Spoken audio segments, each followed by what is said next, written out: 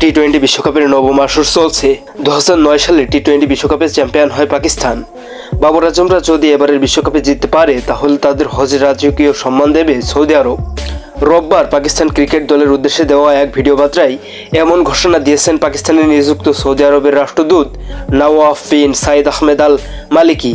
সামাজিক যোগাযোগ মাধ্যমে পাকিস্তান ক্রিকেট বোর্ডের অফিসিয়াল ফেসবুক আইডি থেকে প্রচারিত ভিডিওতে সৌদি আরবের রাষ্ট্রদূতকে বলতে শোনা যায়, পাকিস্তান ক্রিকেট দলের ভাইদের জন্য আমার বার্তা হচ্ছে, ইনশাল্লাহ তোমরা টুর্নামেন্ট জিতবে এবং পাকিস্তানের জনগণ 2024 বিশ্বকাপে দলের সাফল্য উদযাপন করবে।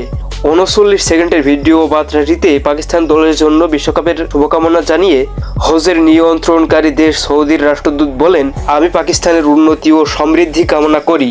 2024 টি-20 বিশ্বকাপ জেতার পর আগামী বছর পাকিস্তান দল হজের রাজকীয় অতিথি হবে।